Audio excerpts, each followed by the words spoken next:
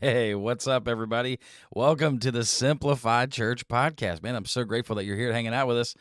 I'm pumped to get into this conversation with Greg today. If you're new to the Simplified Church family, man, we've got a treasure trove of episodes, all kinds of important topics and resources as we dive into each and every week the complexities, the difficulties, the challenges that come with man leading everyday churches, being an everyday pastor. So make sure you go back and check out some of those episodes. We would definitely love to be able to continue to resource you and give you the tools you need to be effective right where God has placed you. And today's conversation is going to be one of those, I think, really pivotal conversations where we're talking about when is it time to ask for help.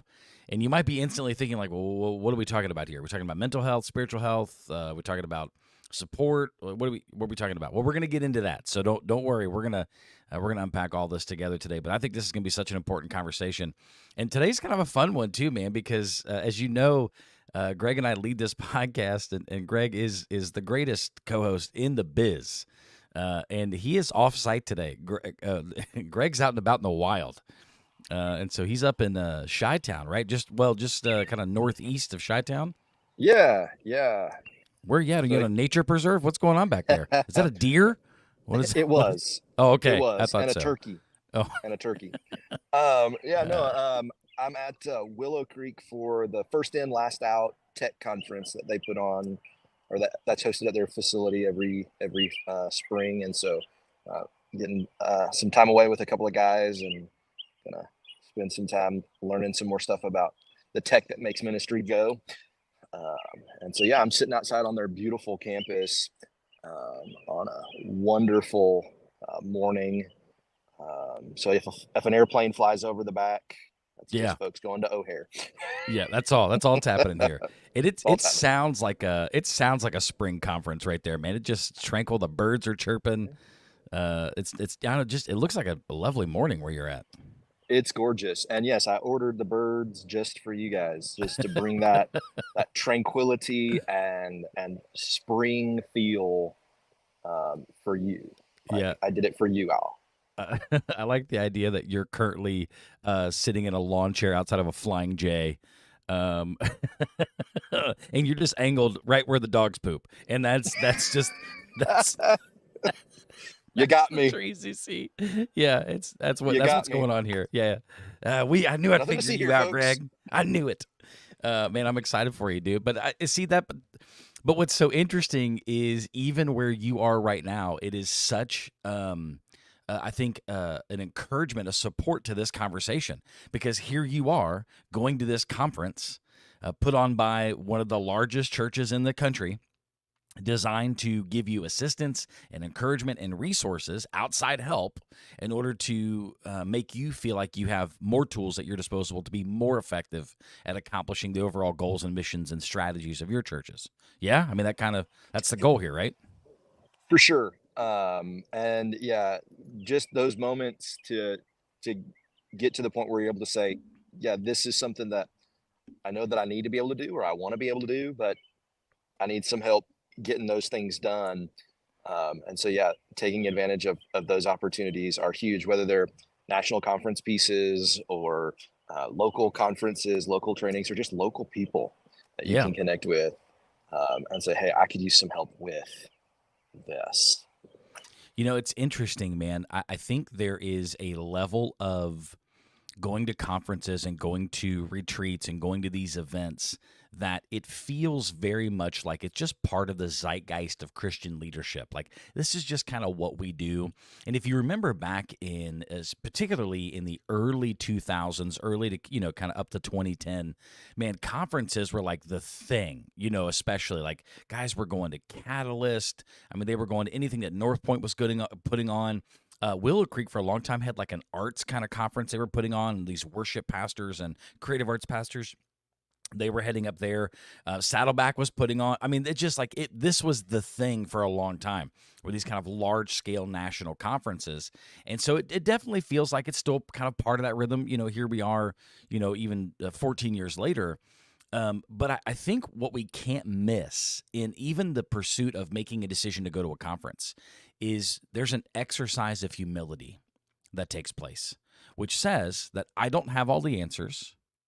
I think some of those answers are probably in that room among some of those people. And I'm willing to go and humble myself so that I can learn and that I can receive. Um, and I know that may not seem like the initial inclination. Like I don't think before you registered for this conference, you were like having an existential crisis of like, man, I know I can figure this out, but I just got to humble myself. I got to book these plane tickets. I mean, like, but there Mike, is a how are humility in it, right? how are you listening to my inner conversations? Like, I mean, really, how do you do it, bro? Well, man, after 2 years, I think I've got you figured out. I don't know. Maybe maybe I'm hearing it. You're just like, do I upgrade to comfort class, or do I sit back here amongst the humble poor folks in economy? What do I do? And what you need to hear there is on a 24 passenger shuttle bus for 5 hours. That's what you need to hear. Oh, you didn't even fly. You rode a bus? We did. We drove. Um, Brother, that is humility. Okay. And so it makes the Flying J comment all the more funny. But I love that. But you would agree, yeah? Like there is or maybe you don't. I don't know. Like let's push back on it. But is there an exercise in humility, or is it just more of that, like the expectation? Like, oh, I go to conferences. It's what we do. I think it's a mixed bag. Okay. I think that there are some who, yeah, they just run the circuit of conferences Oh, because sure. that's what we do. But I do think, especially um, guys who are in like medium to small churches, like the conferences that they choose to go to, like that's an investment for them.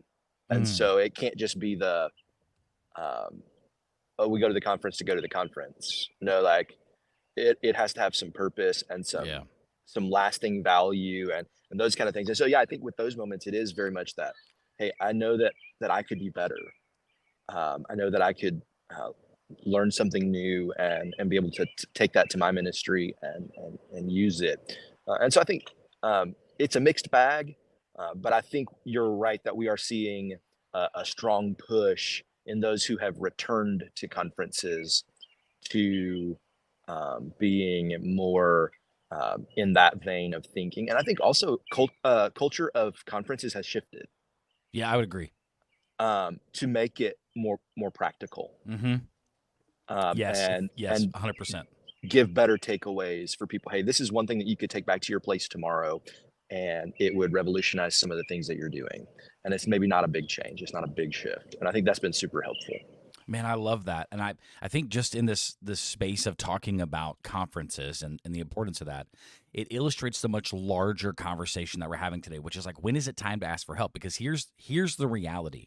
And Pastor, I want you to hear this because I'm speaking right to your heart. And maybe I'm even speaking to that kind of closed off, vulnerable part where we all know, unless you're just in that unicorn church, we all know that there is an expectation of being a jack of all trades, especially for serving in some of these smaller churches where there's only a handful of us that are pulling off and executing the rhythms and the decision making and the overall heartbeat of our churches. That there's this expectation that I'm a jack. So right. So like, man, I've got to be able to preach. I've got to be able to teach. I've got to be able to train. I've got to be able to recruit.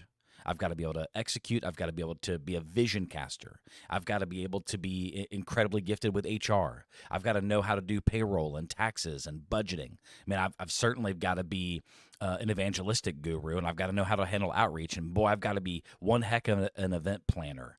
And all that, by the way, I've got to be super hospitable, super caring, have tons of free time so I can entertain any and everybody's problem at any given moment. I've got to be able to problem solve. I mean, I have to be an expert problem solver.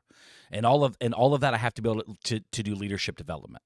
I mean, and that's just I mean, that's one like short list of like no wonder pastors get driven to the brink of burnout at an exponential rate, unlike any other vocation that's out there. And that's because there is still that mentality of, man, we can't afford to hire we can't afford to create a multi-staff environment. So you're the guy. Or there's one or two of you and you're wrestling this. And so when you find yourself in that environment, you have to be able to wrestle to the ground for your own benefit and for the benefit of your church. When is it time to ask for help? And so when a pastor is expected to have that level of responsibility and that level of oversight, Greg, what are some of those warning signs that you think, man, like those bells are kind of ringing? And this is probably time that we need to seek some outside help. We need to seek some outside resources to help us kind of muddle through because man, those bells are ringing. What do you think some of those are? So I think a couple of things. Probably the one that shows that you're probably even past the point of needing to ask for help, like you should have asked for help a few miles ago. Mm. Um, what is when you just snap at Oh people, man, yeah, when you're just quick, and you're irritable and those kind of things. That for me is a good indicator that I've missed an opportunity to ask for help. I've been overwhelmed, or preoccupied by other things, and so I'm distracted and irritable and snapping at people or things that I wouldn't normally. That's like a sign for me that you're beyond needing to ask for help. You should have already asked for help. yeah. Um, I think one of the key indicators on the front side is when one or two of the plates that you spin fall. Oh man, So when you're responsible for all of those things and one of them starts to fall, whether it's hey, volunteer recruitment is down, or my ability to be available to my Bible study leaders, or whatever, fill in the blank. When that begins to suffer, I think that's a key warning sign to say, hey, you need to be asking for help, because once one or two plates fall, they all fall. yeah. No, I totally agree. Yeah, it's dangerous, man. It some of these environments we create and the expectations that we place on church leaders are it's dangerous because it creates a sense of like needing to be a functional savior. Yeah, 100%, 100%. And the catch 22 of it is how much of it is expectations of the congregation on the pastors, and what is um, the perceived expectations that the pastors have, they think people have of them, and what that looks like. Is it really an expectation, or am I perceiving that this is an expectation that the church has on me? Um, and so we're just unrealistic um, in those. And so it's incredibly dangerous because we then do become that savior that we were never intended to be. Yeah, and it's so interesting when we talk about this idea of expectations because a lot of times in a lot of ways unspoken expectations they lead to future resentments. And we've got to be able to be clear with each other and honest with each other about what we are expecting and what our limitations are and ask those questions more on the front end. And man, hindsight is always a beautiful picture. It is. It's like, well, yeah, man, but I've been on staff for 6 years here, and so those questions have long since that ship has sailed, right? And that's fine. But at some point when we come to this kind of threshold of something needing to change, we do have to find and apply the appropriate amount of dynamite, so to speak, to light that fuse and blow some stuff up for the greater good and the greater direction of the church. But man, Greg, I think there's something there that's so super important. It is that perceived expectation and there's that perceived pressure that maybe we place on ourselves in the pursuit of needing to be needed, needing to be wanted and wanting to be all things to all people, even if it means not being really good for anybody in full. Well, and I think with part of it, it's an insecurity thing Oh man, yeah, of course. that Yeah. we need to be needed, we need to be wanted, and I think that's part of the way that God has just wired us, and that's okay. That's a good thing. But when we take that to an extreme and we become insecure to the point of, well, I can't ask for help because Right. if I ask for help, I have to be vulnerable and I have to be real and I have to allow for my insecurities to come to the top and for people to see them clearly as insecurities and not anything else. And that's a difficult thing, to be able to be in that kind of spot and to be um, be willing to place yourself in that spot, so that you can, get the assistance that you need, so that you can do the things that you have to do and that you need to do and that you even want to do. Mm-hmm. Um, and so, yeah, I think insecurity plays a huge role in this, and our needing to own our insecurity, so that we can position ourselves in a spot where we can even ask for help Yeah. and then receive the help. Because, like, Mm. I don't know if you've noticed that there are lots of people who ask for help but don't really want help. Oh man, yeah, it's a false sense of humility every time. Yeah, oh yeah. Like, I mean, I could, I just feel like I could really use some help into this. And all right, I'll give the time. I'll give, and listen, this is something that I've grown in exponentially because by my nature, I'm a fixer. It's what I like to do. I tend to be like, when I look at spiritual comparisons within my own giftedness and kind of my own passion, or the things that really just kind of fire me up in the morning, is if there's a spiritual parallel for me, I tend to be more of a Nehemiah. I get a burden for a problem and I get a vision for how we can fix it, and I want to go there and I want to fix it. So when someone says, "Man, I could really use some help," I will once or twice try to partner with you to dream, to problem solve, to try to strategically navigate ourselves toward a better solution out of this problem that's there. But if I see zero movement based on the things that you've asked for, I'm out. Like, I'm over that. And man, I think we have to be able to call that out, because that false sense of humility just leads us into kind of circular reasoning and circular leadership where we're not really gaining any traction. And I think part of that, man, to your point, is there is an insecurity of being vulnerable, because insecurities will also prevent us from being honest about areas that we're not really as equipped as we think we are, and we're not really as gifted as we think we are. And instead of just being honest of like, I'm not actually very good at that, or I actually really struggle with that. I mean, I do okay. I hold my own, but I'm not draining threes all day long. I mean, I'm the kind of guy that I'm a point guard, like, or just whatever you think that you are on the team. But we have to be able to be honest about that, and those insecurities can keep us from that. And I think if you're at that to me is one of the biggest like bells that are ringing in the life cycle of your church, that if we're consistently noticing that one of our, like, especially within the life of our pastor, or even in his life, like, or the life of our leadership, elders, deacons, whatever your model looks like, if there are these insecurities that are preventing honesty and no one's calling that out, no one's inviting a conversation, that's a huge red flag. Like, your church is never going to be able to lead beyond that. You know what I mean?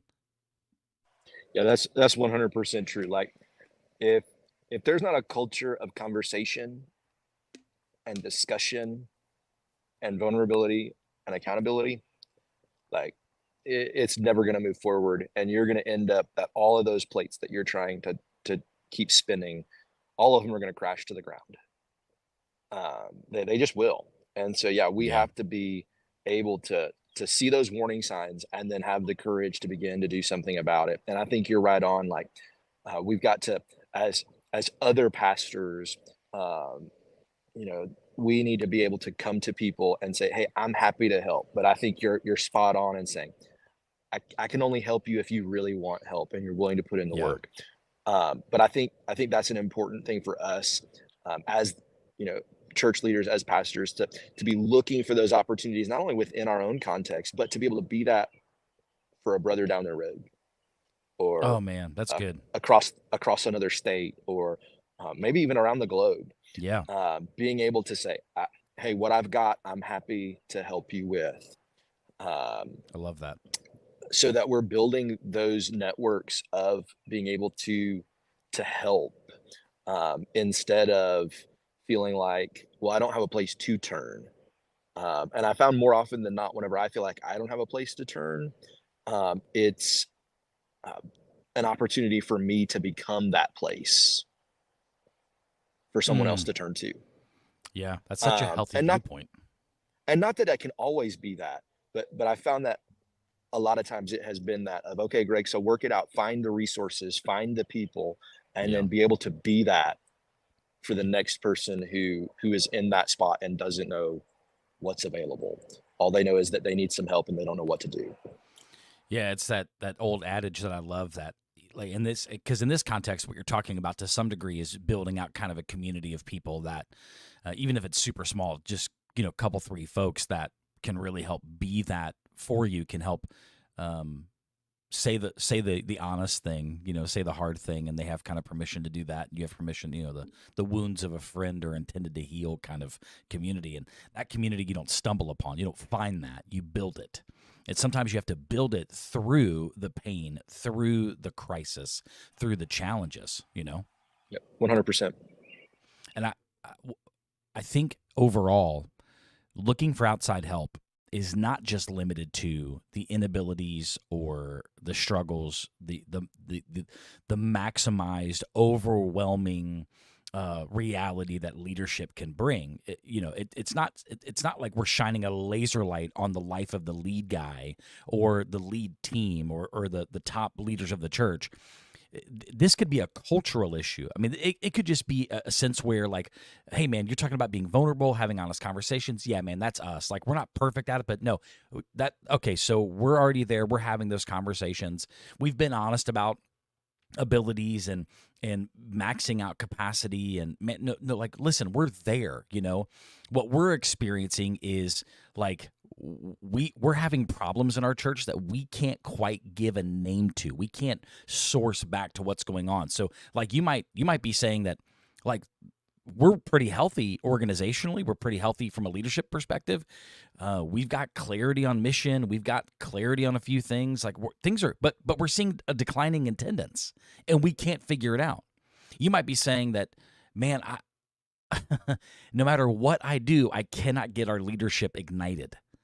I mean, I could literally set the room on fire and those guys would sit there, like, I don't know what to do. And so you've got some kind of stalled leadership. There's overwhelming stress among your team, among your staff, among your leadership. Everyone's just exhausted. You feel like, and people are coming in, and every staff meeting, everyone's just yawning all the time, or what, some of those kind of like little indicators that they're having trouble to focus.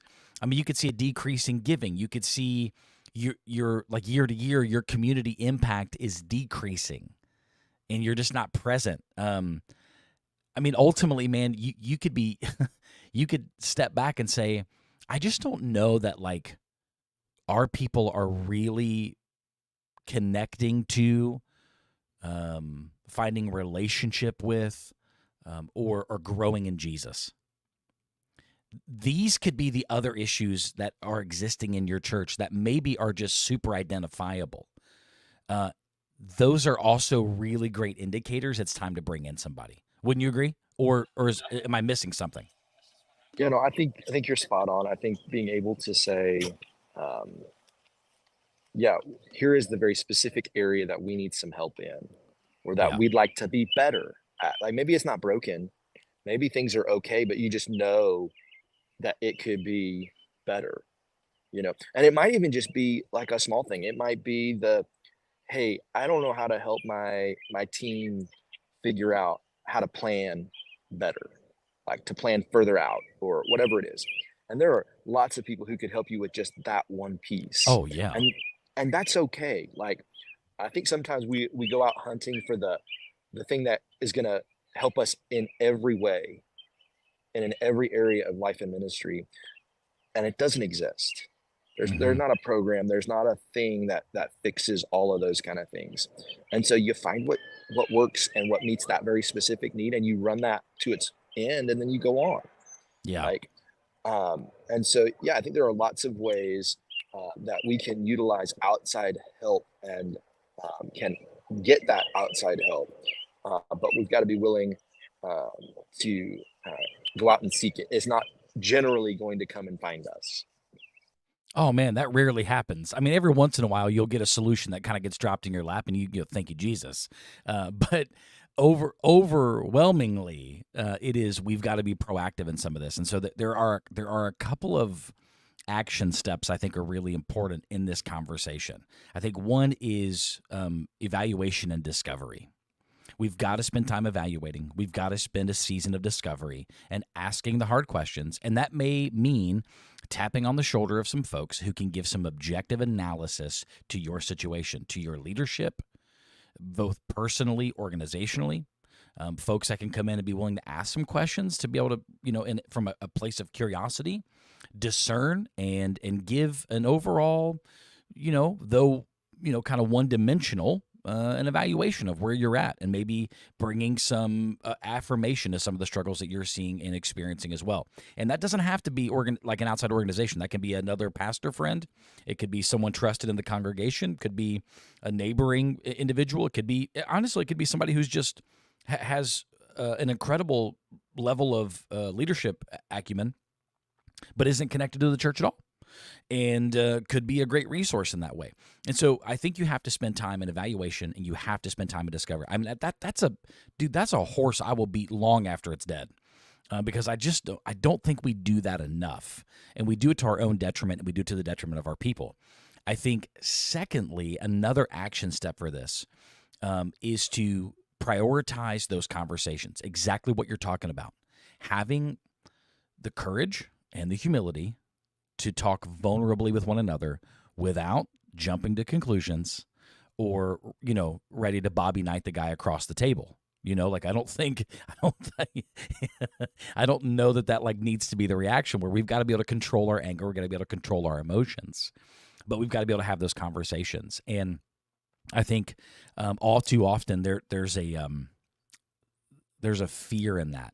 I've recently been talking to a couple of guys about something called the Abilene paradox. And I don't know if you know anything about this. It is a fascinating study that we're going to get into on another episode for sure. But there are internal insecurities and fears that often keep us from saying the thing that needs to be said. And we're going to talk more about the Abilene paradox down the road, because it's something that, as we unpack that together on a future episode, you're going to go, oh no, like you're going to immediately see how either you've been guilty of that or that's just been present in your life. But the overarching sense of it is that sometimes we're just out of fear, out of insecurity, we don't say the thing that needs to be said, and often that culture drives our leadership meetings, and we don't get things done. In fact, we end up going backwards because we don't say the hard things, and we're not willing to be honest with each other. So, man, we've got to evaluate, we've got to discover, we've got to have vulnerable and honest conversations, and it may mean spending months just leading up to those conversations before those conversations lead to an action step. And that third and final action step is find the right organization. Whether it's an organization that's here to help bring strategy to your church overall and help you think about where you're going next, whether it's to help you deal with leadership struggles or outreach issues or internal staffing concerns and problems or conflict and crisis, like whatever that is, find the right organization, because there are lots of great organizations out there. And I have to take this opportunity. I would be remiss, Gregory, if I did not take this opportunity, because one of the biggest issues that churches face is not managing, planning, or executing properly the financial resources they've been called to steward. And those become a huge hurdle to get over. I mean, I've known several pastors over the years that they said, man, well, when I came on staff at this church, we were X amount of, hundreds of thousands, $1 million in debt. Or the last guy before me mismanaged a bunch of money. Or we had this person in charge. And I know a story of a guy that was on staff where they had a deacon in charge of the finances. And it had come to light that for the last couple of years, he did not pay any payroll taxes. He just didn't know he was supposed to. And so, the state and the IRS came looking for their money. And all of a sudden, it's like, oh my goodness, do we have that amount of money to cut that check? And so, man, there are so many of these stories on a large scale and a small scale that not being able to rightly handle the stewardship of our resources is a massive hurdle. And this is what Simplify does. Like, this is what we do. We we help pastors outsource the most overwhelming part of their job, which is dealing with the finances. And so you talk about needing help from an organization that can help you, we can definitely do that. And that's all the plug I'm going to do, right? That's all the plug. But you can go to simplifychurch.com and get signed up for a discovery call. I mean, trust me, it'll be the best half hour you've spent in a long time. But that's my big plug. But Greg, those are some action steps I think we can be taking: evaluating, discovering, having hard conversations, finding the right organization. Am I missing something here? Is there another opportunity that pastors, leaders could be taking to better prepare themselves to ask for help? I think maybe the only other thing that I would say is leverage your relationships. Oh, that's good, man. Yeah. Like, chances are good, especially as you're trying to find who could help, there's going to be somebody in your circle who either can help or who knows someone who can help. And so leverage your network Yeah. so that you can get the help that you need. And maybe it's, a big thing. Maybe it's a small thing. Maybe it's actually help for someone else. But right now it's just overwhelmed you because it was one more thing for you to try to find a solution to. And so leverage those relationships because more often than not, I have found that those have paid bigger dividends than, just my Google search for somebody who could help me with financial planning or whatever. Yeah, that's good, man. Yeah, talk to people. People know people, and that's the way to do it. I think, and that's a great word of advice for sure in this conversation of, when is it time to ask for help? As you're listening today, Pastor, today may be the day. This might be the day. Feel free to reach out to us. We'll do everything we can to resource you as well. Podcast at simplifychurch.com. Head over to the website, simplifychurch.com/podcast, where you can find more resources. We've got a litany of free resources on the Simplified Church page, all kinds of free downloads, ebooks, tools that can help you as well. 100% free. We just like to give those things away to be an encouragement to you. But we're praying for you. We know the trenches of ministry are hard and exhausting. But do me a favor. Today, be like Greg. Go get help, okay? Go to a conference, go get with people, connect with a few guys, go get encouraged and poured into. Find the answers. Don't allow your pride to keep you from being free to know that, man, this is not about you. It's not for you. It's for our great and compassionate King Jesus. And to him be the glory in all things. Thanks for listening. We'll see you next week.